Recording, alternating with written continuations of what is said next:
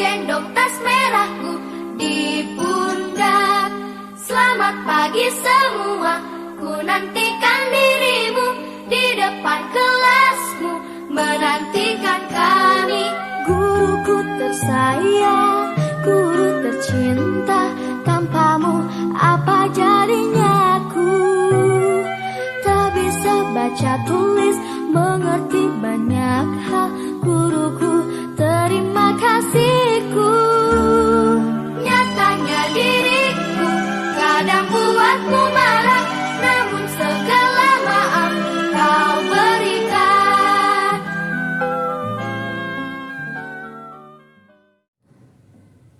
Assalamualaikum warahmatullahi wabarakatuh.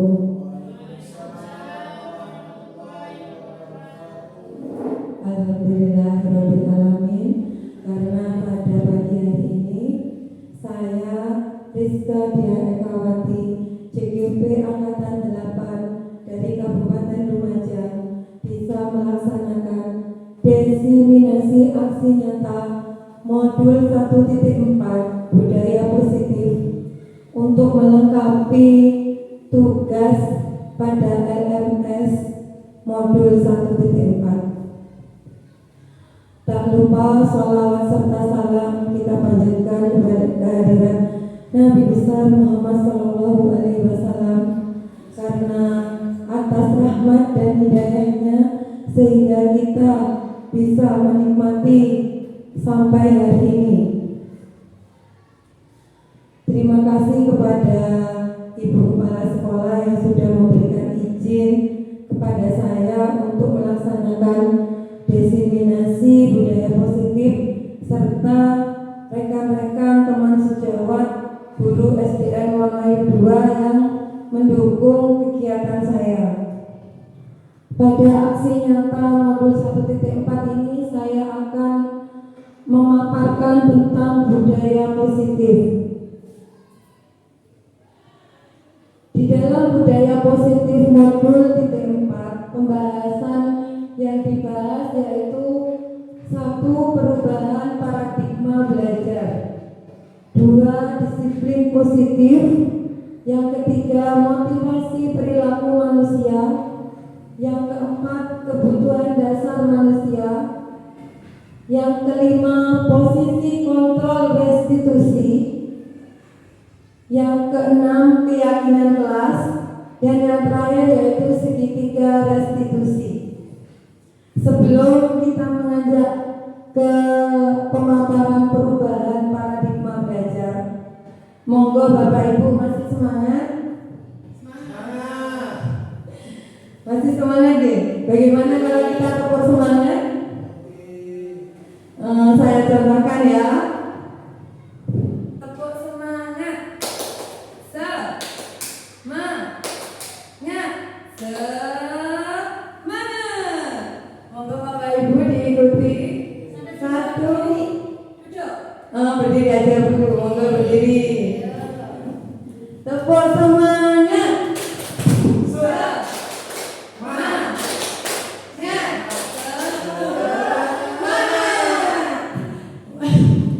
Wah, ceria sekali Bapak Ibu guru ya. Selanjutnya saya akan memaparkan tentang perubahan paradigma belajar. Apa sebenarnya perubahan paradigma belajar itu? Di sini perubahan paradigma belajar. Perubahan paradigma pembelajaran ini merupakan pergeseran antara stimulus respon menjadi teori kontrol, di mana pembelajaran dirancang berdasarkan prinsip pembelajaran yang berpihak kepada murid dan berdiferensiasi, sehingga setiap murid akan belajar sesuai dengan kebutuhan dari tahap perkembangannya untuk menjadi manusia yang bisa meraih keselamatan dan kebahagiaan yang setinggi-tingginya di masa depan nanti. Kalau dulu pembelajaran itu berpusat kepada guru, di mana guru menjadi pemimpin pembelajaran.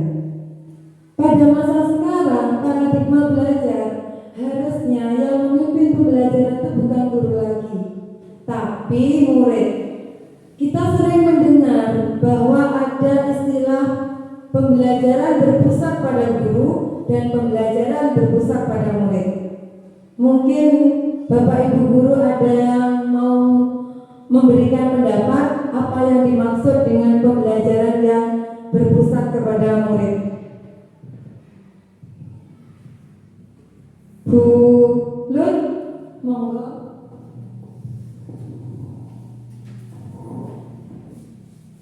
Sebenarnya saya kurang tahu juga ya. Cuma kalau dilihat dari kata-katanya, pembelajaran yang berpusat kepada guru itu sepertinya guru itu mendominasi pembelajaran. Guru di depan menerangkan, guru di depan memberikan transfer ilmu pengetahuan. Nah, sedangkan pembelajaran yang berpusat kepada murid, murid yang akan memimpin pembelajaran, murid yang saya mau belajar apa seperti ini, metodenya seperti ini, nanti belajarnya seperti ini, kira-kira seperti itu. Monggo masukan yang lain. Monggo Bapak Ibu yang lain ada yang mau menambahkan? Pak Bambang? Oh sama. Ya, benar dan tepat. Pembelajaran yang berpusat kepada guru itu adalah guru sebagai pemimpin pembelajaran, di mana guru menerangkan, menjelaskan sampai ke kesimpulan guru semua yang melakukan. Sedangkan pembelajaran yang berpusat kepada murid ini kita membiasakan murid, mengenali murid, apa yang mereka mau, apa yang mereka inginkan. Jadi pembelajaran itu hidup. Walaupun saya sendiri tahunya bahwa pembelajaran berdiferensi ini sangat berefek kepada murid baru setelah saya mempelajari di CGP Angkatan 8 ini. Tapi setidaknya sedikit demi sedikit kita mulai melakukan paradigma baru pembelajaran, di mana meskipun hanya sedikit kita mempelajari siswa untuk belajar mandiri, tapi kita tetap mendampingi mereka. Pembelajaran paradigma baru atau kurikulum merdeka yang saat ini sedang gencar-gencarnya mulai dilaksanakan di seluruh wilayah Nusantara merupakan pembelajaran yang berorientasi pada penguatan kompetensi dan pengembangan karakter yang sesuai dengan dimensi profil pelajar Pancasila, di mana profil pelajar Pancasila itu sendiri ada 6 karakter. Yang pertama yaitu beriman kepada Tuhan Yang Maha Esa, di mana anak didik kita menginginkan anak didik kita yang beriman kepada Tuhan Yang Maha Esa. Yang kedua yaitu kebinekaan global. Indonesia ini adalah negara kepulauan yang terdiri dari berbagai macam adat istiadat. Meskipun di sini misalkan di daerah saya sendiri, kita ini di sini gurunya orang Jawa, tapi muridnya Madura semua.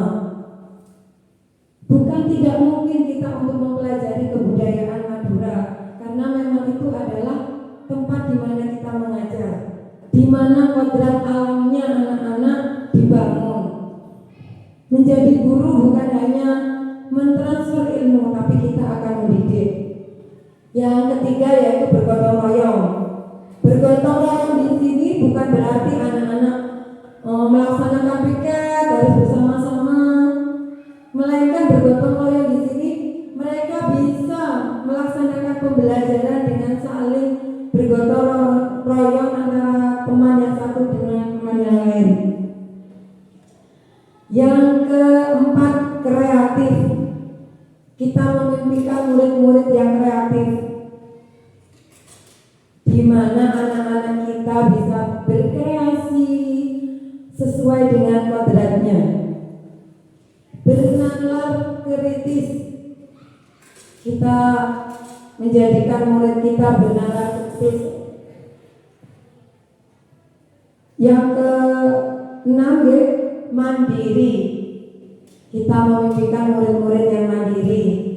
Kita mendidik anak-anak yang mandiri mulai dari kelas 1, paling tidak dari hal yang terkecil, karena kita ini sedang berada di masa-masa MPLS, di mana kemandirian ini sangat dibutuhkan untuk di kelas rendah yang masih diantar dengan orang tuanya. Jadi belajar dari hal yang kecil. Orang tua tidak boleh masuk ke dalam kelas. Ini juga bisa menjadikan anak-anak didik kita mandiri. Dari keenam ini apa yang diinginkan, yaitu profil pelajar Pancasila.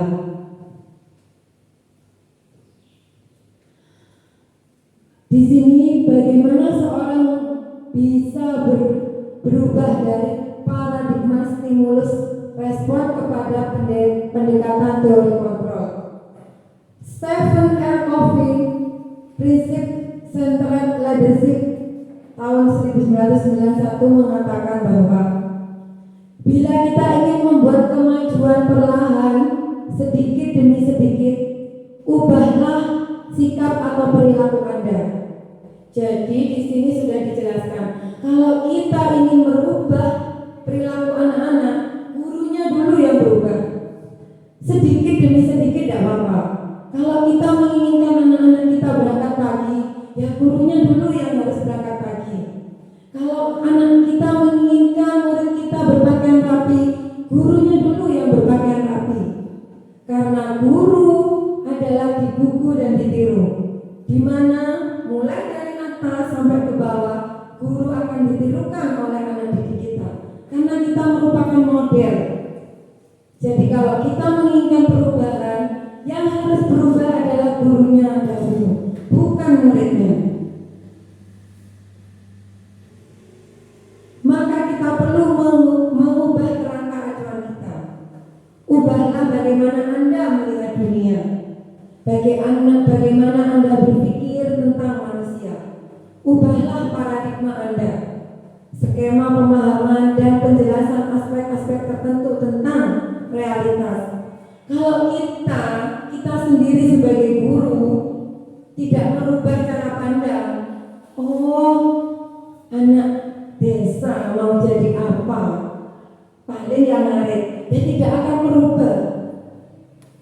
Apalagi di dalam Al-Quran sendiri itu sudah dijelaskan ya, bahwa kata-kata itu adalah termasuk doa. Kalau gurunya sudah berpikir seperti itu, bagaimana dengan nasib anak-anak didik kita? Stimulus respon lawan teori kontrol pandangan tentang dunia. Di sini stimulus respon tentang dunia, teori kontrol tentang dunia. Ini berbanding terbalik Bapak Ibu. Jika realitas di stimulus respon, kebutuhan kita sama. Teori kontrol tentang dunia, realitas kebutuhan kita berbeda. Di mana saya, jenengan, Pak Bambang, Bu Rima, Ibu Kepala Sekolah, Bu Lut, Bu Aisyah, kebutuhannya tidak akan sama. Kita mengajar di kelas yang berbeda juga, jadi stimulusnya juga akan berbeda. Yang kedua, semua orang melihat hal yang sama. Sedangkan teori kontrol tentang dunia, setiap orang memiliki gambaran berbeda. Kalau saya memandang dunia, misalkan dunia sekarang ini penuh dengan teknologi yang bisa menyerumuskan anak-anak. Mungkin pandangannya guru-guru yang lain tidak akan sama. Ada yang lebih, dunia sekarang perlu meningkatkan iman dan takwa untuk anak-anak kita. Jadi setiap orang tidak akan sama di teori kontrol tentang dunia. Selanjutnya, perilaku buruk dilihat sebagai suatu kesalahan.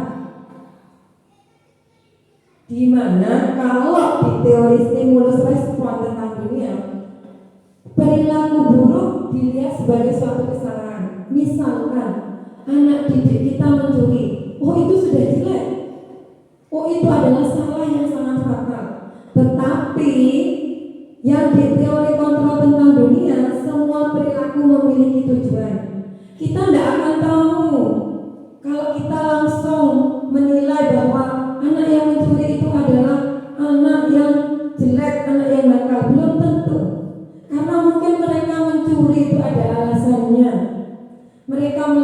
itu seperti apa.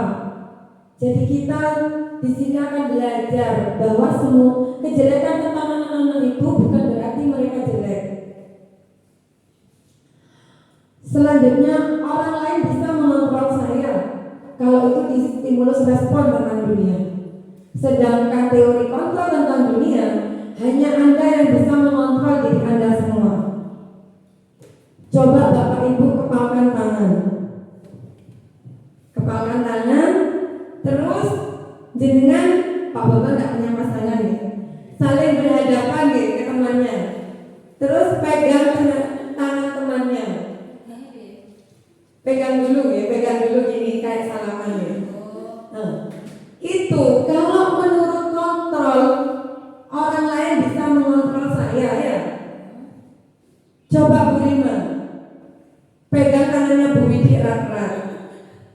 Nah, itu namanya Anda bisa mengontrol. Anda mau melepaskan apa Anda. Tapi kalau yang hanya Anda yang bisa mengontrol, Bu Widi itu bisa kan melepaskan diri dari pegangannya Bu Rima. Ya, itu teori kontrol, perbedaannya seperti itu. Saya bisa mengontrol orang lain. Kita bisa kalau kita punya kekuasaan ya. Bisa mengontrol orang lain. Kita bisa mengontrol anak-anak. Tapi tidak semua anak-anak bisa kita kontrol. Oke lah, kita kontrol dengan peraturan guru-guru. Bapak Ibu guru wajib datang jam 7 ke sekolahan. Tapi pasti ada kan yang akan melanggar kan? Entah itu karena apa, entah apa. Yang sebenarnya itu hanya Anda yang bisa mengontrol diri Anda. Kalau Anda sudah patuh peraturan, tidak ada yang bisa mengontrol diri Anda sendiri. Selanjutnya, pemaksa ada pada saat bujukan gagal. Kolaborasi dan konsensus menciptakan pilihan-pilihan baru. Maksudnya ini pemaksa ada pada saat bujukan gagal. Jenengan dipaksa harus mengerjakan PR. Kalau tidak mengerjakan PR, bu guru hukum keliling lapangan. Kira-kira kalau seperti itu anak didik kita itu terpaksa datang dengan bahagia apa enggak? Tidak. Kalau bujukan gagal, mereka mungkin gini. Oh, tidak mengerjakan PR aja tidak apa-apa. Paling cuma dihukum keliling lapangan. Ini berarti anak yang bandel. Makanya di teori kontrol tentang dunia, kolaborasi dan konsensus menciptakan pilihan-pilihan baru. Kita sebagai pendidik bisa menciptakan pilihan-pilihan baru. Nanti kita akan bahas tentang di mana di situ ada keyakinan kelas dan segitiga restitusi. Yang terakhir, model berpikir menang kalah. Model berpikir menang-menangan. Kalau di sini stimulus respon tentang dunia, model berpikirnya menang dan kalah. Contohnya, kalau saya tidak berikan satu berarti saya menang, kalah. Kalau saya berikan satu berarti saya menang. Model berpikir menang-menangan di sini, saya kuat, saya harus menang dari anak-anak yang lemah. Selanjutnya, disiplin positif, di mana antara materi yang satu dengan yang lain di sini ada keterkaitannya. Kalau kita tadi di situ juga ada yang orang lain bisa mengontrol saya, hanya Anda yang bisa mengontrol saya. Ini akan berkaitan dengan teori disiplin positif. Disiplin positif di sini merupakan belajar mengontrol diri dengan menggali potensi diri agar tercapai tujuan mulia menjadi seseorang yang kita inginkan berdasarkan nilai-nilai yang kita hargai dan bermakna. Apa maksudnya menggali potensi diri? Jadi disiplin positif ini kita gali. Kalau anak-anak biasa berangkat pagi, dengan dimulai dari Bapak Ibu gurunya dulu. Perbuatan yang positif dimulai dari diri kita sendiri. Kalau sudah gurunya berangkat pagi, anak-anaknya diminta berangkat pagi, jam 7 sudah masuk, insya Allah anak-anak itu akan malu kalau berangkat siang. Yang kedua, seseorang yang memiliki disiplin diri berarti mereka bisa bertanggung karena mereka mendasarkan tindakan mereka pada nilai-nilai kebajikan universal. Nilai-nilai kebajikan universal ini banyak Bapak Ibu Guru. Kalau kita disiplin, kita akan terhindar dari terburu-buru, dari terlambat. Sama saya sendiri juga kadang masih belum bisa menerapkan disiplin terhadap diri saya sendiri. Kadang saya masih terburu-buru. Nyampe di sekolah juga seperti ngos-ngosan. Apa tujuan dari disiplin positif? Tujuan dari disiplin positif adalah untuk menanamkan motivasi kepada semua siswa kita agar mereka menjadi orang yang mereka inginkan dan menghargai diri sendiri dengan nilai-nilai yang mereka percaya. Motivasi ini berasal dari siswa atau internal, sehingga akan berdampak jangka panjang dan tidak akan terpengaruh dengan adanya hukuman dan hadiah. Nah, di sini ada hukuman dan hadiah. Kalau dulu saya waktu SD itu kalau nggak ngaji itu saya akan dihukum sama guru saya SD, keliling lapangan, lari. Dan apabila saya bisa menghafal perkalian 1 sampai 10 sampai 100 ya waktu itu ya, itu akan dikasih hadiah. Padahal ini efeknya kan tidak baik. Kenapa? Karena siswa harusnya motivasinya dari dirinya sendiri, bukan dari hadiah atau hukuman.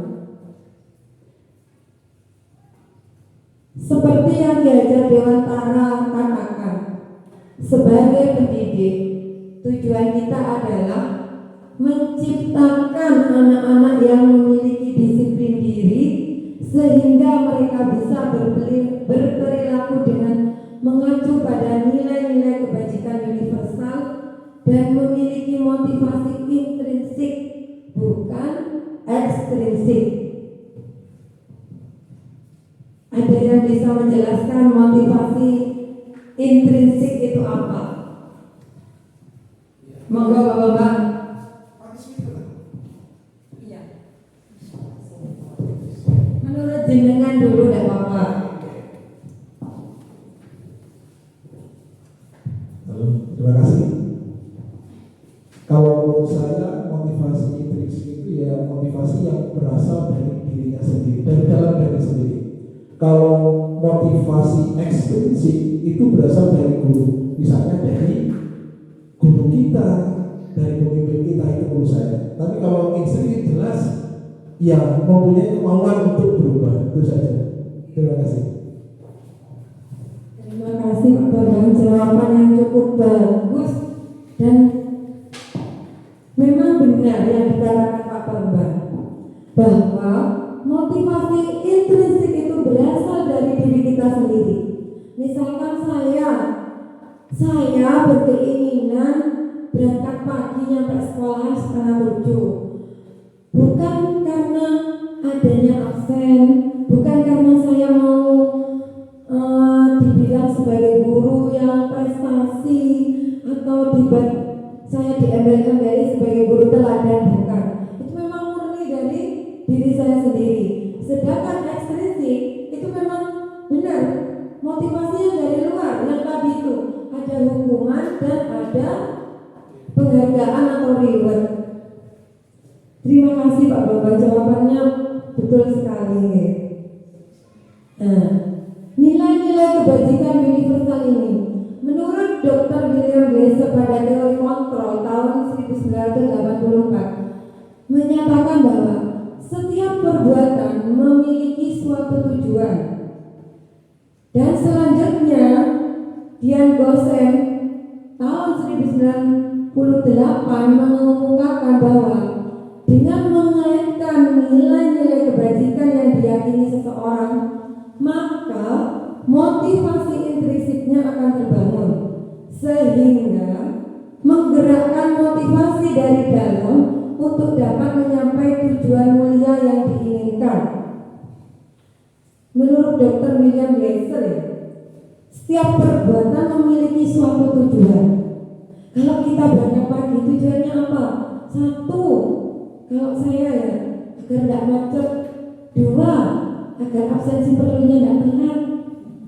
Yang ketiga, saya akan lebih tenang masuk ke dalam kelas, tidak terburu-buru, bisa menyiapkan hati saya, diri saya, bertemu dengan anak didik saya. Mungkin saya ketika di rumah agak marah, nyampe kelas, saya bisa memperbaiki, menata hati saya untuk bisa lebih ceria masuk ke dalam kelas ini. Benar yang dikatakan William Glasser, perbuatan memiliki suatu tujuan, yang kemudian dilengkapi dengan pemikiran Brian Wilson itu bahwa motivasi dari dalam untuk dapat menciptakan tujuan mulia yang diinginkan. Tujuannya apa? Kalau kita memiliki tujuan, anak-anak kita menjadi anak-anak yang mempunyai profil pelajar Pancasila, yaitu kita mulai dari gurunya dulu, dari diri kita dahulu. Memang tidak mudah merubah itu tidak langsung, Bapak Ibu ya. Merubah itu proses, dan prosesnya itu lama. Tidak akan hari ini kita berubah, besok sudah kelihatan, bukan. Itu namanya bukan proses. Kalau hari ini kita berubah, besok sudah mendapatkan hasil, itu bukan proses perubahan, itu instan.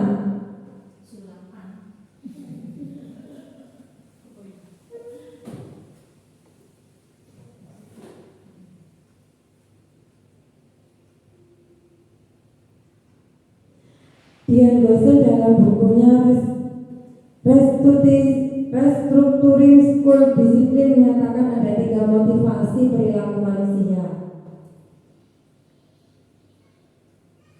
Ini, kalau tadi itu 1, untuk menghindari ketidaknyamanan atau hukuman. Nah, ini kan teori yang pertama, sampai ke sini nyambung ya Bapak Ibu. Tingkat terendah dari motivasi perilaku manusia yang nomor 1 itu adalah menghindari ketidaknyamanan atau hukuman. Biasanya orang yang motivasinya perilakunya untuk menghindari hukuman atau ketidaknyamanan akan bertanya, apa yang akan terjadi apabila saya tidak melakukannya? Ini sama dengan apa yang akan terjadi kalau saya terlambat. Sebenarnya mereka ini sedang menghindari permasalahan yang mungkin muncul dan berpengaruh pada mereka secara fisik, psikologi maupun tidak terpenuhinya kebutuhan mereka bila mereka tidak melakukan tindakan tersebut. Contohnya,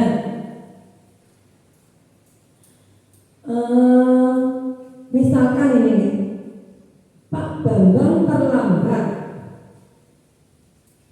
Dia datang terlambat karena tidak absen. HP-nya error. Kenapa tidak datang pagi? Karena HP saya error. Terus dia bertanya, kalau saya tidak datang pagi, apa yang akan terjadi? Apa akan dipanggil BKD? Apa akan direkam UPT? Itu adalah untuk menghindari ketidaknyamanan atau hukuman. Tingkat terendah dari motivasi perilaku manusia. Jadi dia termotivasi dari dirinya karena takut akan hukuman atau ketidaknyamanan.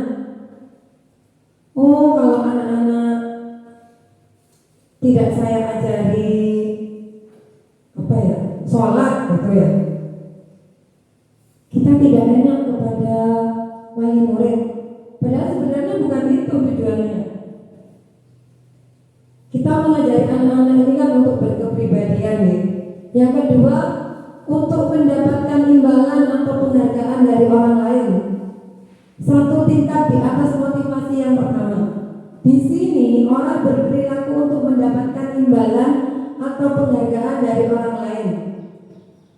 Orang dengan motivasi ini akan bertanya, apa yang akan saya dapatkan apabila saya melakukannya?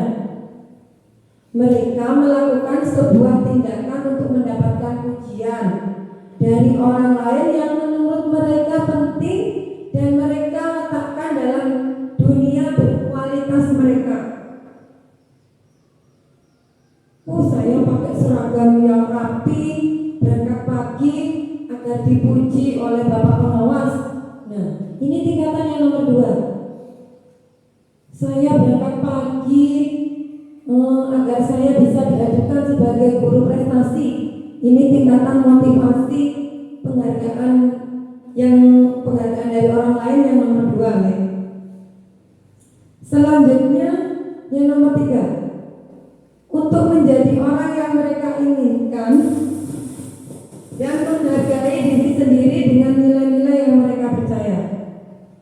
Orang dengan motivasi ini akan bertanya, akan menjadi orang yang seperti apa apabila saya melakukannya? Mereka melakukan sesuatu karena nilai-nilai yang mereka yakini dan hargai, dan mereka melakukannya karena mereka ingin menjadi orang yang melakukan nilai-nilai yang mereka yakini tersebut. Kalau saya berangkat pagi, saya disiplin, itu akan berakibat ke diri saya sendiri. Saya menjadi orang yang disiplin di rumah, di sekolah, maupun di masyarakat. Jadi tanpa ingin mendapatkan hadiah, tanpa ingin dipuji orang lain, ini adalah motivasi dan harusnya motivasi yang kita terapkan.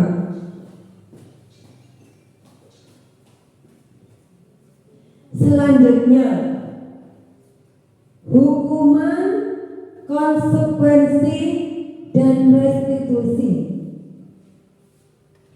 Ini saya baru tahu, baru mengerti, baru paham setelah mempelajari modul 1.4 ini, Bapak Ibu Guru. Apa yang dinamakan hukuman, apa yang dinamakan konsekuensi, dan restitusi. Hukuman bersifat satu arah, dari pihak guru yang memberikan dan murid yang menerima suatu hukuman tanpa melalui suatu kesepakatan atau pengarahan dari pihak guru, baik sebelum atau sesudah. Contohnya gini Bapak Ibu Guru, kita memberi hukuman kepada anak yang tidak mengerjakan PR. Itu kan langsung, kamu kalau tidak mengerjakan PR, hari ini kamu mengerjakan PR atau tidak? Oh tidak Ibu. Ya sudah, kalau yang tidak mengerjakan PR, kerjakan halaman 1 sampai 10. Nanti jam istirahat dikumpulkan. Itu adalah hukuman. Karena kita tidak melaksanakan kesepakatan sebelumnya, kita langsung saja memberi hukuman. Atau yang tidak berpakaian lengkap, push up, itu adalah hukuman. Refleks, tidak ada kesepakatan sebelumnya. Selanjutnya konsekuensi. Konsekuensi ini sudah terencana, sudah dibahas dan disetujui oleh murid dan guru. Di mana jenengan Bapak Ibu Guru, kalau mau melakukan konsekuensi, kita ajak murid kita ajak mereka bermusyawarah. Bagaimana kalau kalian melanggar? Misalkan ini ya, di dalam kelas ada kelompok piket. Hari Senin si A, si B, hari Selasa C dan D, hari Rabu dan seterusnya ya. Ini anak-anak, kalau kalian tidak melakukan piket, konsekuensinya apa? Bukan hukuman lagi ya Bapak Ibu kata-katanya, tapi konsekuensinya apa? Ada yang menjawab, oh, Bu Guru, yang tidak piket, yang kelompoknya tidak piket, wajib keesokan paginya membantu.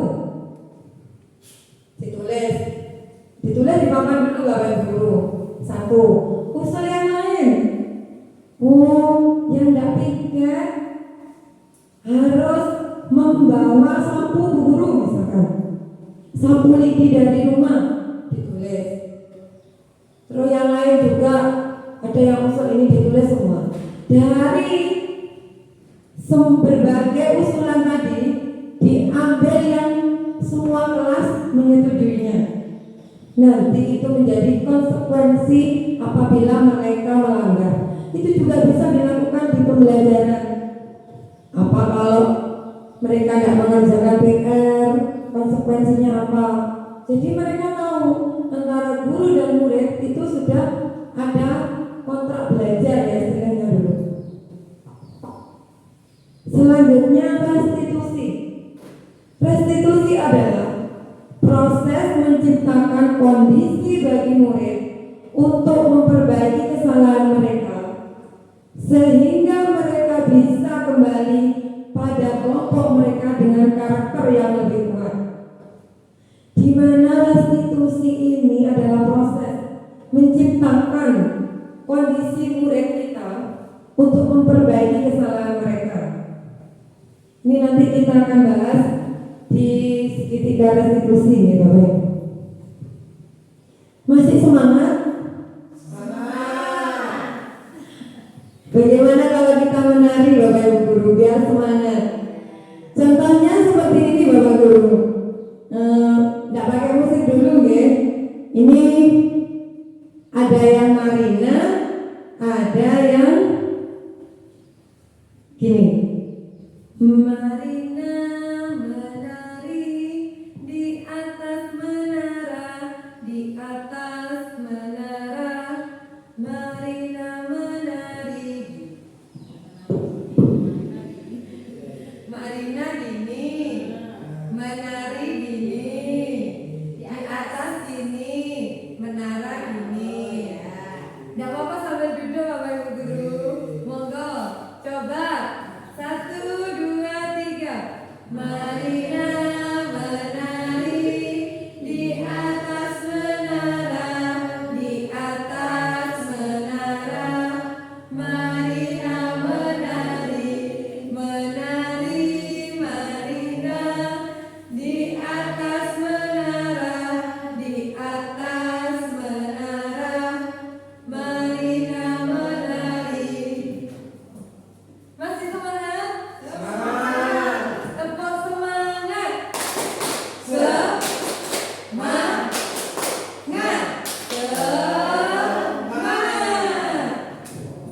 Masih semangat ya.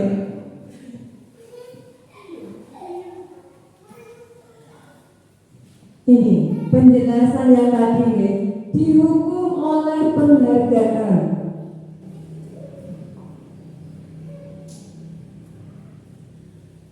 Dihukum oleh penghargaan.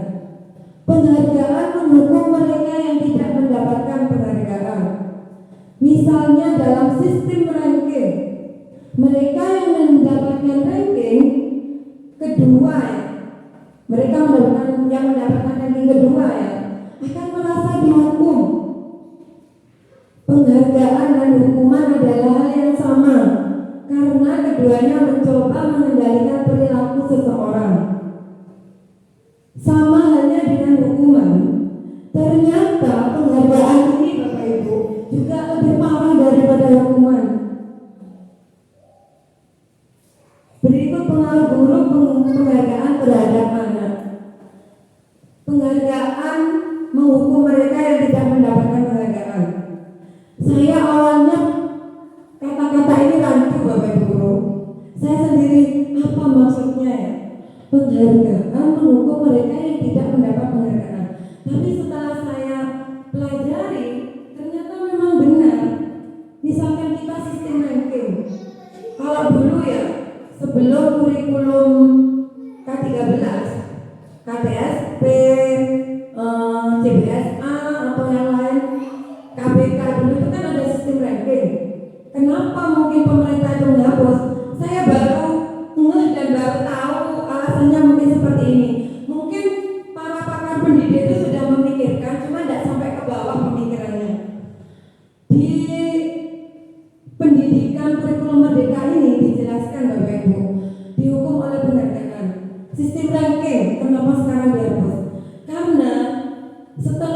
ditelusuri ya, ranking itu tidak baik. Karena apa? Yang ranking kedua, ketiga yang tidak dapat dan yang tidak mendapat ranking, mereka akan merasa dihukum. Kenapa ya saya tidak bisa dapat ranking? Meskipun saya belajar, yang dapat ranking yang itu saja. Ya sudah, saya tidak usah belajar. Menemukan bahwa pengaruh buruk penghargaan terhadap anak itu ada sisi buruknya, Bapak Ibu. Menurut KON ini ya, satu, penghargaan memberikan pengaruh jangka pendek dan jangka panjang. Penghargaan diberikan untuk membuat seseorang melakukan sesuatu dalam jangka waktu pendek. Misalkan gini, kalau kita mendapat ranking ya, saya kalau tidak belajar tidak akan dapat ranking. Belajar terus yang tidak dapat ranking dia akan gini, meskipun saya belajar paling tidak mungkin ranking 1 gitu. Itu akan efek buruknya sampai mereka dewasa nantinya, Bapak Ibu. Jadi kenapa sistem ranking dihapus mungkin ini ya. Yang kedua, penghargaan tidak efektif, di mana penghargaan merupakan suatu benda atau peristiwa yang diinginkan yang dibuat dengan suatu syarat tertentu. Ya sudah, anak-anak, kalau kalian dapat nilai 100 guru kasih coklat, ini juga tidak baik loh Bapak Ibu guru. Saya juga baru tahu setelah mempelajari ini ya, karena saya pun menerapkan seperti itu. Saya akan memberi reward untuk anak-anak saya yang berhasil meraih nilai bagus. Padahal itu tidak baik. Jika tidak mendapatkan penghargaan yang diharapkan, maka akan timbul rasa kecewa dan berkecil hati. Dan kemungkinan di lain waktu tidak akan berusaha sekeras sebelumnya. Misalkan sudah belajar dengan mati-matian istilahnya ya, tapi tetap aja yang ranking 1, misalkan antri ranking 1 terus. Saya belajar, padahal belajar guru mulai pagi, siang, sore, tapi tidak pernah ranking. Itu akan mematikan motivasi siswa, Bapak Ibu guru. Yang ketiga, penghargaan merusak hubungan. Nah ini, saya yang paling terkesan ini juga. Kok bisa penghargaan merusak hubungan? Apa kok bisa? Saya gini, ketika seseorang diberikan penghargaan, maka akan timbul rasa iri dari orang yang tidak menyukainya. Murid kita yang rajin, yang pintar, kita kasih penghargaan. Terus ada anak yang pintar tapi nakal, kita pastikan akan memilih yang pintar, yang rajin, dan yang akan menjadi juara kan? Kalau kita dulu kan itu. Nah ini, ketika seseorang diberikan penghargaan, maka akan timbul rasa iri dari orang yang tidak menyukainya. Kan teman-temannya ada yang tidak suka kalau dia dapat peringkat, kalau dia dapat hadiah, maka mereka akan merusak hubungan. Bisa saja mereka akan memusuhi yang berhasil mendapat penghargaan ini. Ada juga anak-anak yang mungkin iri, bisa juga dapat coklat, nanti nyampe keluar dirampas. Itu karena apa? Karena ini penghargaan merusak hubungan. Jadi hubungan pertemanan, hubungan yang mulanya baik-baik saja akan tidak baik-baik saja. Ini juga berlaku untuk di masyarakat dan untuk kita sendiri ya Bapak Ibu, bukan hanya untuk anak-anak. Selanjutnya, penghargaan mengurangi ketepatan. Selanjutnya juga penghargaan menghukum. Penghargaan menghukum mereka yang tidak mendapat penghargaan. Penghargaan dan menghukum adalah hal yang sama, karena keduanya berusaha mengendalikan perilaku seseorang. Pada dasarnya, setiap orang dalam jangka waktu lama. Penghargaan akan terlihat sebagai hukuman jika penghargaan sangat diharapkan, tapi kita tidak mendapatkannya, maka akan merasa dihukum. Pada setiap orang tidak suka dikendalikan dalam waktu yang lama. Misalkan gini, saya akan datang ke sekolah karena saya menjadi guru berprestasi. Saya takut sebutan guru berprestasi kepada saya hilang. Nah, di sini tuh pada dasarnya setiap orang tidak suka dikendalikan. Bahwa manusia ini sebenarnya tidak suka dikendalikan, tidak suka diatur. Kalau bukan dari dirinya sendiri, maka sama, penghargaan dan hukuman itu sama. Jika penghargaan sangat diharapkan tapi kita tidak mendapatkannya, kita sangat berharap dengan perilaku kita yang rajin, yang disiplin, kita akan mendapatkan penghargaan dari pengawas sebagai ASN yang berprestasi. Kalau kita terlalu mengharapkan itu, maka kita seperti akan dihukum diri kita sendiri untuk mencapainya. Selanjutnya ini Bapak Ibu, kebutuhan dasar manusia. Kita sebagai manusia, sebagai individu memiliki kebutuhan dasar.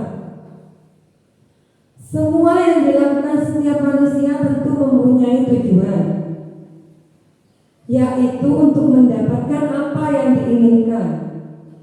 Menurut Dr. William Glasser dan Kois teori, terdapat 5 kebutuhan dasar manusia, yaitu 1. Kebutuhan untuk bertahan hidup atau survival. 2. Kebutuhan kasih sayang dan rasa diterima, love and belonging. Yang ketiga, kebutuhan kebebasan, freedom. Yang keempat, kebutuhan akan kesenangan, fun. Yang kelima, kebutuhan akan penguasaan atau power. Kebutuhan bertahan hidup. Kebutuhan bertahan hidup atau survival ini adalah kebutuhan yang bersifat psikologis untuk bertahan hidup. Misalnya kita butuh makan, kita butuh kesehatan, kita butuh rumah. Ini adalah kebutuhan bertahan hidup Bapak Ibu. Dan ini semua individu pasti membutuhkannya. Nah, kebutuhan bertahan hidup kita cari dengan apa? Dengan bekerja. Jadi meskipun Bapak Ibu guru, presiden, dokter, semuanya memiliki ini Bapak Ibu, kebutuhan bertahan hidup. Selanjutnya, kebutuhan kasih sayang dan rasa diterima. Ini adalah kebutuhan yang kedua, kebutuhan untuk diterima. Kebutuhan untuk disayangi dan diterima meliputi kebutuhan akan hubungan dan koneksi sosial, kebutuhan untuk memberi dan menerima kasih sayang, dan kebutuhan untuk merasa menjadi bagian dari suatu kelompok. Kita di sini Bapak Ibu sebagai guru di SDN Wonoayu 2, kita membutuhkan rasa ingin diterima kan? Kita ingin diterima oleh murid-murid, kita ingin diterima oleh sesama teman. Karena pada dasarnya manusia ini mempunyai kebutuhan kasih sayang dan rasa diterima. Kita membutuhkan istri, kita membutuhkan suami, kita membutuhkan masyarakat. Karena memang pada dasarnya manusia itu adalah makhluk sosial. Yang ketiga, kebutuhan penguasaan. Kebutuhan pengakuan atas kemampuan. Kebutuhan ini berkaitan dengan kekuatan untuk mencapai sesuatu, menjadi terampil, kompeten di apa diakui atas prestasi dan keterampilan, didengarkan dan memiliki rasa harga diri. Ini kebutuhan penguasaan Bapak Ibu. Jadi kita ingin dihargai oleh orang lain. Kita juga memiliki rasa harga diri. Jika kita dihina oleh orang lain, maka kita akan sakit hati. Itu adalah wajar karena kebutuhan manusia itu adalah kebutuhan pengakuan atas kemampuan. Kita perlu diakui. Misalkan ini, kita sebagai guru perlu diakui oleh anak-anak kita. Bagaimana caranya? Ya ini menjadi kompeten. Kita menjadi bapak ibu guru yang kompeten. Kita bisa belajar dan terus belajar untuk meningkatkan prestasi dan keterampilan kita. Yang keempat, kebutuhan kebebasan, kebutuhan akan pilihan. Kita butuh merasa bebas.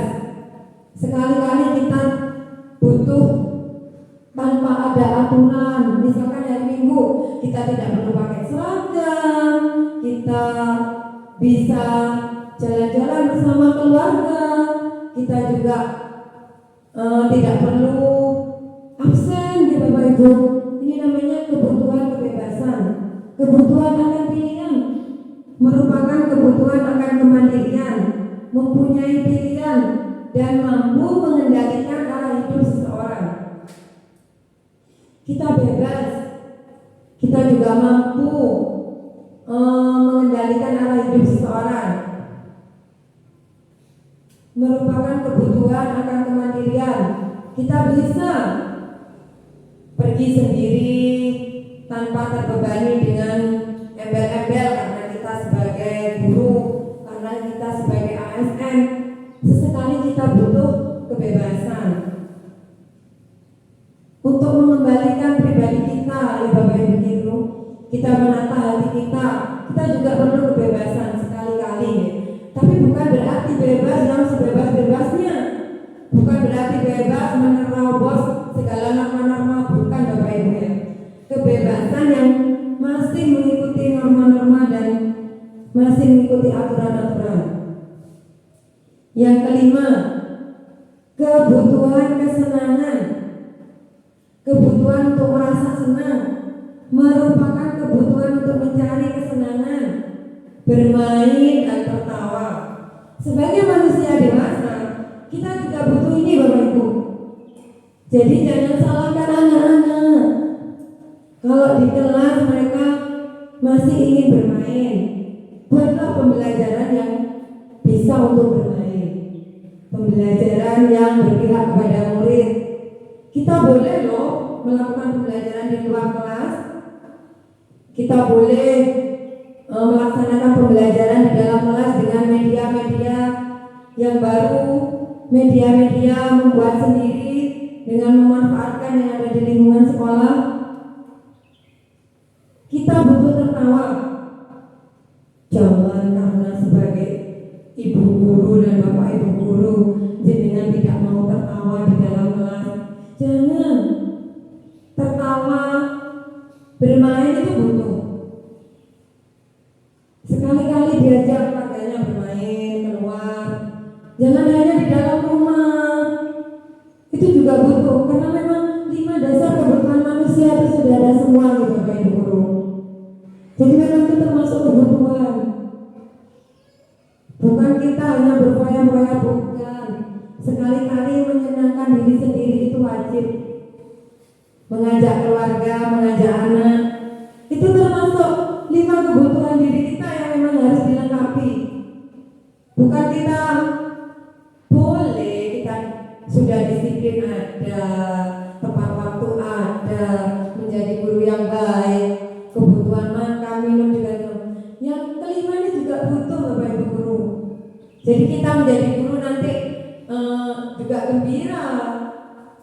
Tidak hanya di depan kelas mencurang, ngamuk, anak didiknya sedikit sudah marah. Tidak apa-apa bermain. Dan bermain itu tidak harus mahal Bapak Ibu guru. bermain, tertawa, dan kesenangan itu tidak harus mahal. Jadi kan ngajak anak-anak jalan-jalan, menikmati. Oh nak, hari ini, ayo yang punya anak, yang punya suami, ngajak suaminya juga, ngajak anak. Ayo ya, kita mengulang masa pacaran, tidak apa-apa, karena itu memang kebutuhan dasar. Oke Bapak Ibu. Selanjutnya, nah kita sudah sampai tentang posisi kontrol guru. Tetap ya, menurut Dr. William Glasser Gosen berkesimpulan ada 5 posisi kontrol yang diterapkan seorang guru, orang tua, ataupun atasan dalam melakukan kontrol. Jadi ini bukan berlaku untuk guru saja, termasuk kita orang tua, kita sebagai atasan ini juga bisa diterapkan. Nah, ini yang pertama adalah kontrol penghukum. Tadi kan ada 5 ya Bapak Ibu Guru ya. Kita bahas yang nomor 1, posisi kontrol penghukum. Seorang penghukum dapat menggunakan hukuman fisik dan verbal. Guru yang menjalankan posisi penghukum akan berkata, misalkan, patuhi aturan, saya atau awas nanti. Kamu selalu saja salah. Itu tipe penghukum Bapak Ibu Guru. Jadi tipe penghukum ini adalah tipe yang pertama. Guru ini melaksanakan hukuman saja ke anak didiknya. Posisi kontrolnya adalah tipe penghukum. Dia menghukum secara fisik dan verbal. Fisik menyuruh push up, menyuruh lari, itu fisik Bapak Ibu Guru. Sedangkan verbal ini dengan kata-kata, kamu itu ya selalu saja salah. Itu adalah tipe kontrol penghukum. Selanjutnya, pembuat rasa bersalah. Pembuat merasa bersalah. Pada posisi ini biasanya guru akan bersuara lebih lembut. Pembuat rasa bersalah akan menggunakan keheningan yang membuat orang lain merasa tidak nyaman, merasa bersalah atau rendah diri. Contohnya begini Bapak Ibu. Ibu sangat kecewa sekali dengan kamu nak. Berapa kali Bapak harus memberitahu kamu ya nak. Ini lemah lembut, lebih ke lemah lembut, tipe pembuat rasa bersalah.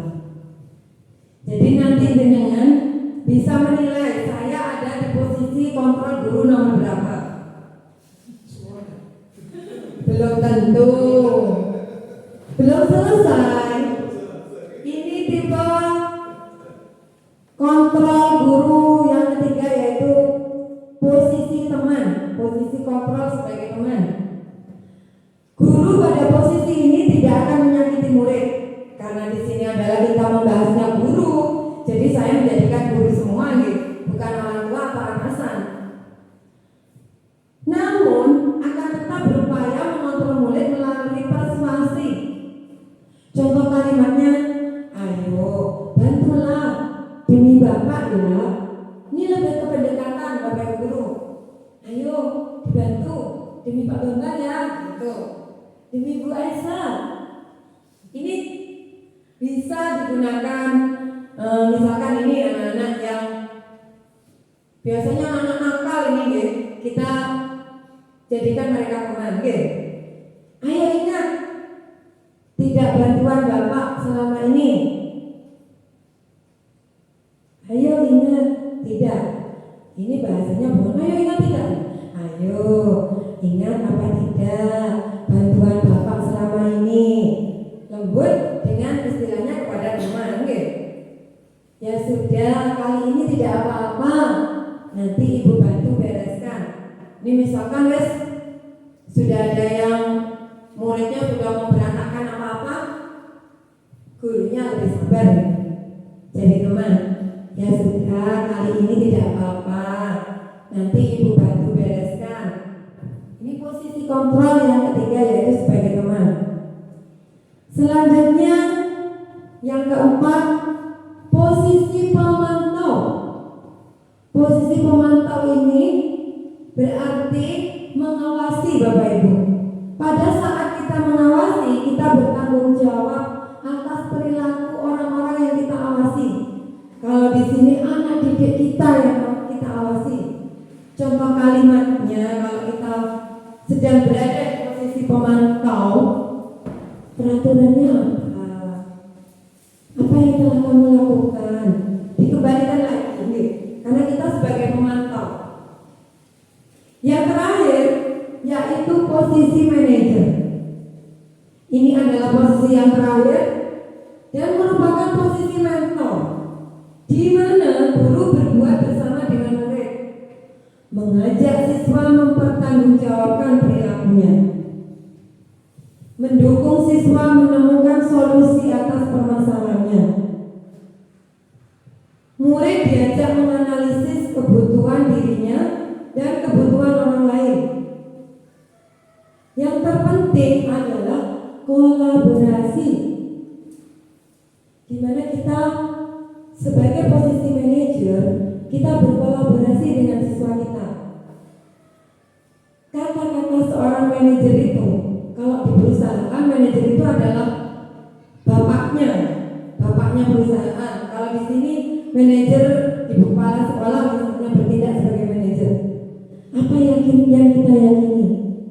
Atau keyakinan kelas? Apa yang kamu yakini? Jika kamu meyakininya, apa kamu bersedia memperbaikinya? Apa rencanamu untuk memperbaikinya?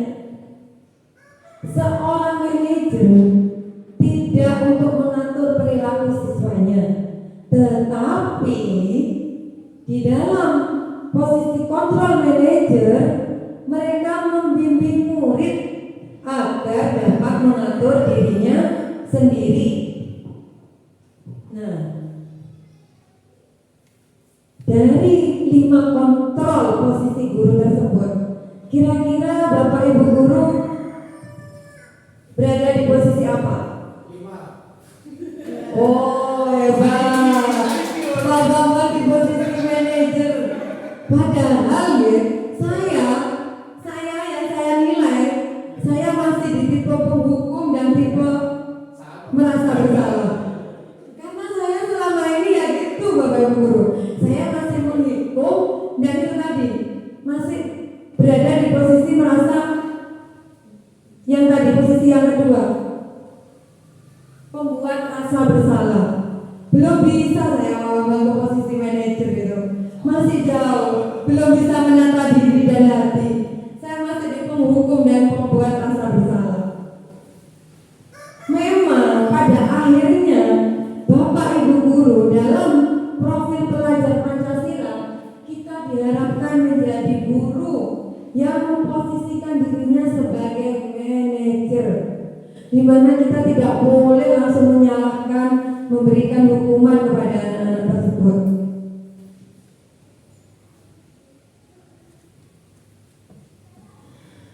Kita akan melihat video Bapak Ibu guru ya, tentang 5 posisi kontrol guru.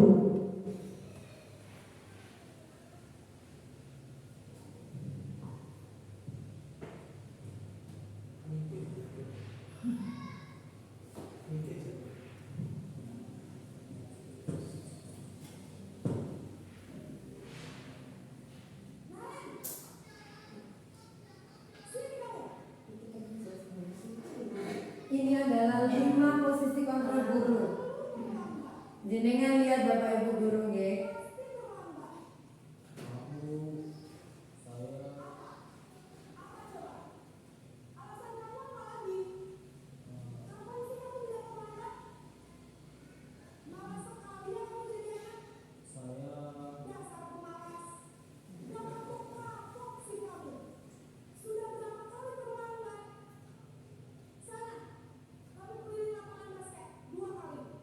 Kenapa saya harus ke lapangan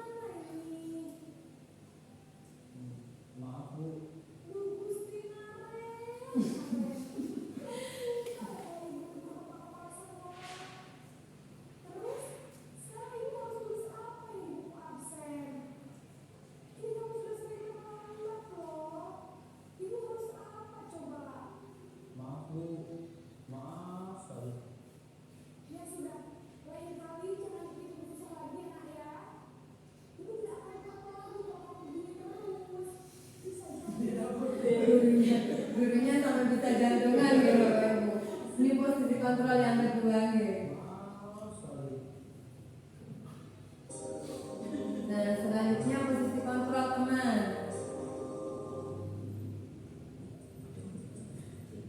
Pemerannya tetap Bapak Ibu guru. Cuman ibu ini memerankan 5 posisi kontrol guru.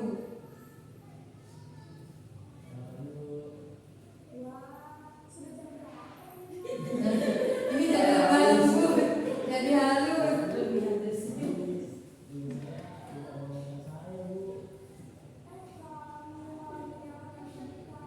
Lebih manis ya Bapak Ibu guru.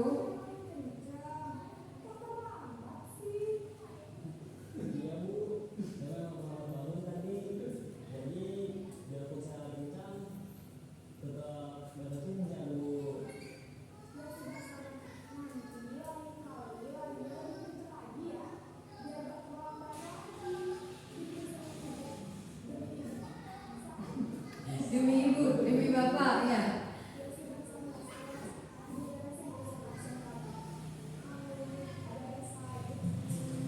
Selanjutnya posisi pemantau atau monitor. Ini posisi yang keempat Bapak Ibu guru ya.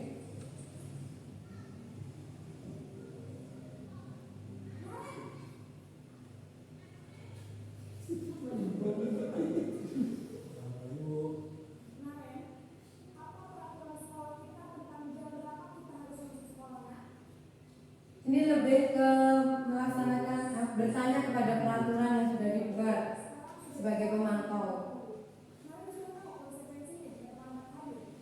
Paham Bu, saya harus tinggal kelas pas jam istirahat selama 20 menit. Iya benar, konsekuensinya demikian. Jadi nanti jam 9.30 pas istirahat, kamu harus tinggal di kelas, kerjakan tugas tambahan untuk ketertinggalan kamu, ya? Baik Bu. Bukan hukuman lagi ya Bapak Ibu guru, tapi konsekuensi. Nah, ini posisi yang kelima yaitu manajer.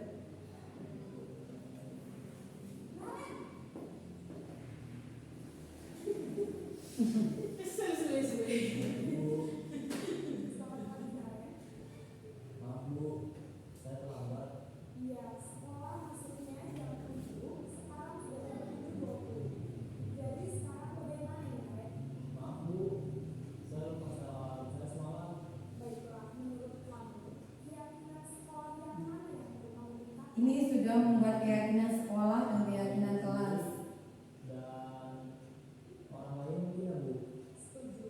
Jadi, apakah kalian meyakini prinsip saling mengurangi tersebut? Iya Bu, saya meyakininya. Apakah kamu bersedia memperbaiki masalah keterlambatan ini? Bersedia Bu. Bagaimana kamu akan memperbaiki masalah keterlambatan ini? Saya akan coba untuk tidak lupa mengejar alat saya Bu. Baik, kalau ada permintaan di rumah, ada orang yang kira-kira bisa bantu menguatkannya.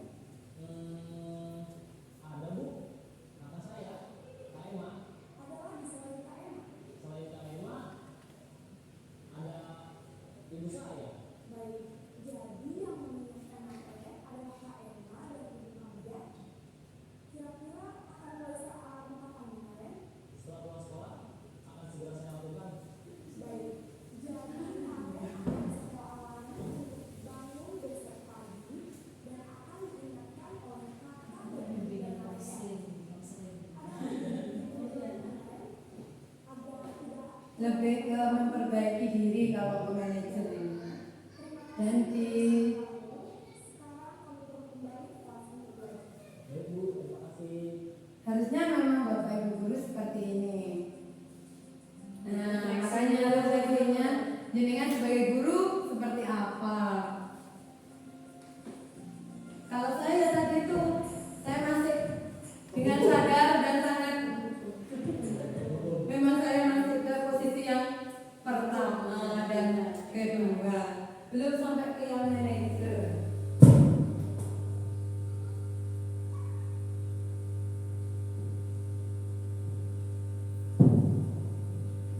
Keyakinan kelas, di mana keyakinan kelas ini merupakan nilai-nilai kebaikan atau prinsip prinsip-prinsip yang disepakati secara universal. Orang akan lebih semangat atau tergerak untuk melaksanakan keyakinannya daripada hanya mengikuti aturan.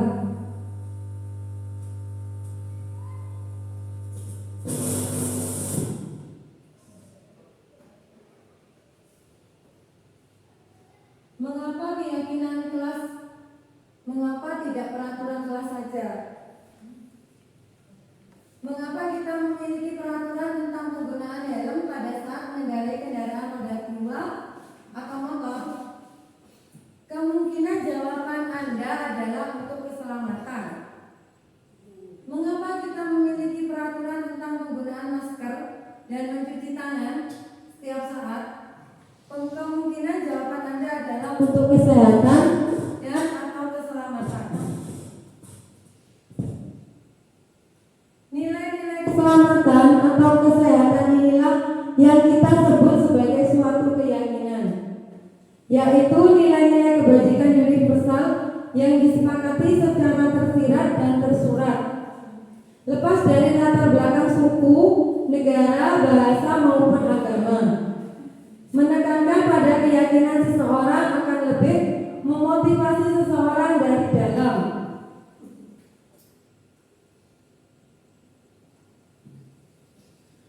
Pembentukan keyakinan kelas.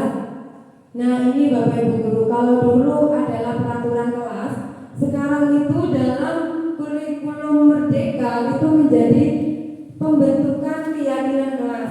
Jadi bukan peraturan kelas lagi, tapi keyakinan kelas.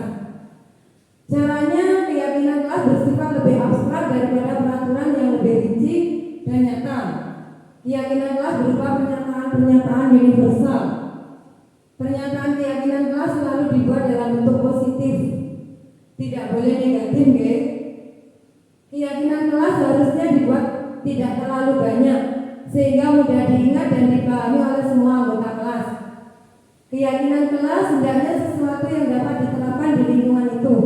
Jadi kalau kita membuat keyakinan sekolah dan keyakinan kelas harus bisa diterapkan di SD Wonoayu 2. Dan itu tidak akan sama dengan SD di Ranyoso 1 atau Ranyoso 3. Semua anggota kelas hendaknya ikut berkontribusi. Jadi semua anggota kelas ikut menyampaikan idenya. Semua anggota kelas bersedia meninjau kembali keyakinan kelas dari waktu ke waktu. Jadi kalau misalkan satu semester dianggap harus dirubah, maka ini harus dirubah Bapak Ibu. Langkah-langkah pembentukan keyakinan kelas sama tadi memberikan kesempatan kepada semua siswa berpendapat, mencatat semua masukan. Jadi semuanya nanti dicatat Bapak Ibu Guru. Yang ketiga, menyusun keyakinan kelas sesuai prosedur pembentukan keyakinan kelas. Mengubah kalimat negatif menjadi kalimat positif. Contoh, jangan berlari di kelas menjadi berjalan di kelas. Meninjau kembali daftar pendapat yang telah dicatat. Dari semua pendapat itu pasti kan ada yang sama gitu. Jadi diambil satu menjadi keyakinan kelas. Selanjutnya meninjau ulang keyakinan kelas secara bersama-sama. Hendaknya keyakinan kelas tidak terlalu banyak, cukup 3 atau maksimal 7. Setelah keyakinan kelas selesai, maka semua anggota kelas dapat meninjau ulang dan menyetujuinya dengan cara menandatangani. Ada guru dan siswa. Jadi apabila ada yang melanggar keyakinan kelas, mereka sudah tahu konsekuensinya. Keyakinan kelas dapat ditempel di dinding agar semua bisa melihat. Keyakinan kelas sebagai fondasi dan arah tujuan sebuah kelas yang akan menjadi landasan dalam memecahkan konflik atau permasalahan di dalam sebuah kelas. Seperti yang diterangkan tadi, Selanjutnya, posisi kontrol restitusi. Restitusi sebagai sebuah cara menanamkan disiplin positif pada Menurut Goshen, restitusi merupakan proses menciptakan posisi bagi siswa untuk memperbaiki kesalahan mereka sehingga mereka bisa kembali pada kelompoknya dengan karakter yang lebih kuat. Restitusi dapat membantu siswa menjadi lebih mempunyai tujuan, disiplin positif, dan memulihkan dirinya ketika berbuat kesalahan. Restitusi menguntungkan korban dan si pembuat salah. Ciri-ciri restitusi. Adapun ciri-ciri restitusi yaitu restitusi bukan menebus kesalahan, tetapi untuk belajar dari kesalahan.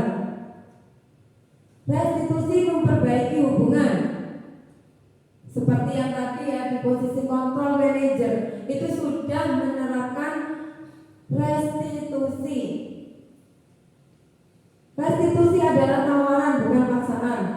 Jadi Bapak Ibu guru menawarkan ke siswanya, kamu ingat keyakinan kelas apa yang kamu langgar? Bagaimana caranya kamu memperbaikinya? Seperti itu Bapak Ibu guru ya. Restitusi menuntun untuk melihat ke dalam diri. Terus bertanya, apakah kamu tahu kesalahan kamu apa? Nah, itu namanya melakukan restitusi. Restitusi mencari kebutuhan dasar yang mendasari tindakan. Kenapa kamu terlambat? Kenapa kamu berbuat salah? Jadi tidak hanya langsung langsung kamu salah, kamu terlambat. Tidak langsung Bapak Ibu guru. Jadi kita harus mencari tahu alasannya apa nih. Restitusi diri adalah cara yang terbaik. Restitusi fokus pada karakter bukan tindakan. Kita memperbaiki karakter anak, bukan tindakannya. Restitusi menguatkan. Jadi kalau anak itu bangun kesiangan karena apa? Apa kamu bisa tidak main game sampai malam? Kalau misalnya alasannya bangun kesiangan karena main game, kamu tahu kan main terlambat itu ada perbuatan yang salah, seperti itu. Restitusi mengembalikan siswa yang berbuat salah pada kelompoknya. Jadi setelah kita panggil, kita sebagai manajer, posisi kontrol manajer tadi, anak yang merasa bersalah bisa kembali ke kelompoknya tanpa temannya mengejek, tanpa ada rasa putus asa, saya tidak mau lagi sekolah di sini atau apa karena merasa dimarahi oleh guru. Nah, ini adalah segitiga restitusi. Segitiga restitusi gambarnya seperti ini Bapak Ibu guru ya. Yang nomor 1 yang arah ke sini menstabilkan identitas. Yang kedua validasi tindakan yang salah. Yang ketiga menanyakan keyakinan. Ini Bapak Ibu guru.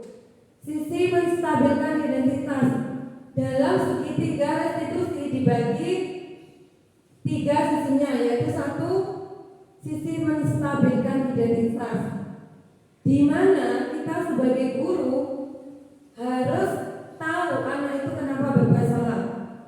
Contohnya misalkan berbuat salah itu tidak apa-apa. Tidak ada manusia yang sempurna. Kita bisa menyelesaikannya. Bapak tidak tertarik untuk mencari siapa yang salah, tapi Bapak ingin mencari solusi dari permasalahan ini. Itu posisi menstabilkan identitas. Yang kedua, sisi validasi tindakan yang salah. Restitusi tidak menyarankan guru berbicara kepada siswa bahwa melanggar peraturan adalah sikap yang baik, tetapi dalam restitusi harus memahami alasannya dan memahami bahwa setiap orang pasti melakukan hal yang terbaik pada waktu tertentu. Untuk itu perlu dilakukan validasi terhadap kebutuhan dari siswa dengan menggunakan contoh kalimat berikut. Padahal kamu bisa melakukan yang lebih buruk dari ini ya. Jadi dilebih burukkannya. Kamu pasti punya alasan mengapa melakukan hal itu. Kalau memukul temannya, kamu pasti punya alasan kenapa kamu memukul temanmu. Melakukan itu, kamu boleh mempertahankan sikap itu, tapi kamu harus menambahkan sikap baru. Jadi anak-anak tidak langsung kamu salah kalau seperti ini. Dicari alasannya dulu ya. Namanya validasi tindakan. Jadi divalidasi dulu tindakannya kenapa, ditanya dulu. Tidak langsung memberi hukuman. Yang sisi ketiga, menanyakan keyakinan. Setelah melalui langkah 1 dan 2, maka anak telah siap untuk dihubungkan dengan nilai-nilai yang dipercaya dan berpindah menjadi orang yang diinginkan. Karena kan sebelum restitusi pasti mereka sudah melanggar keyakinan kelas atau melanggar keyakinan sekolah. Pertanyaan yang bisa digunakan contohnya, apa yang kita percaya sebagai kelas atau keluarga? Apa nilai-nilai umum yang kita telah sepakati? Kan tadi itu ya Bapak Ibu sudah dijelaskan, kita kesepakatan kelas menjadi keyakinan kelas. Kamu mau jadi orang yang seperti apa? Kalau memang sudah nakal, posisi yang terakhir menanyakan keyakinan dengan pertanyaan-pertanyaan seperti ini. Dari ketiga sisi tersebut, ini ada di posisi manajer Bapak Ibu guru yang tadi sudah dipraktekkan di video. Posisi 5 posisi kontrol guru. Dan segitiga restitusi yang diterapkan dari ketiga sisinya itu sudah ada dirangkum semua oleh posisi manajer kita sebagai seorang guru dan pendidik. Demikian paparan dari saya. Mohon maaf apabila ada yang belum tersampaikan. Saya mengakhiri paparan diskriminasi tentang budaya positif di siang ini dengan ucapan terima kasih. Semoga bermanfaat untuk Bapak Ibu guru ke depannya, dan apabila mau dipraktekkan untuk membuat keyakinan kelas, saya siap untuk mendampingi Bapak Ibu guru. Akhirnya wabillahi taufiq wal hidayah. Wassalamualaikum warahmatullahi wabarakatuh.